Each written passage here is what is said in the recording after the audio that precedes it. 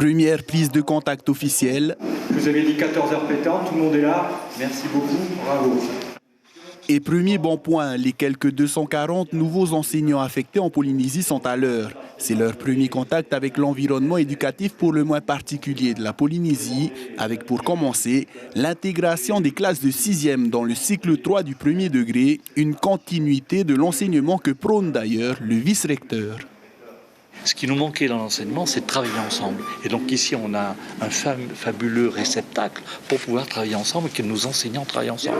Et donc, à la limite, on peut montrer à la métropole comment on peut faire progresser les systèmes. Et ça, c'est particulièrement important.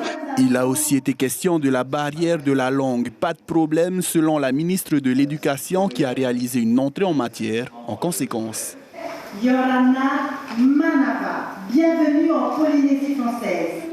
Mais le cheval de bataille de Christelle Lehartel reste l'égalité des chances devant l'enseignement et les difficultés liées à la configuration géographique de la Polynésie.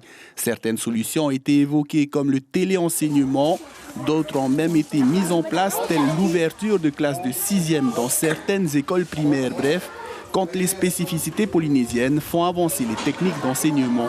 Il faut vraiment mettre un point d'honneur sur nos enfants les plus fragiles, parce qu'il y a toujours ce fort écart entre les bons élèves qui deviennent meilleurs et ces élèves qui sont un peu fragilisés. Donc cette année, il faut vraiment mettre le point sur ce type d'élèves.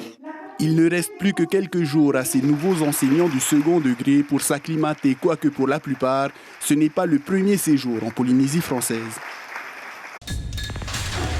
L'information en continu sur Polynésie la première, Internet et réseaux sociaux.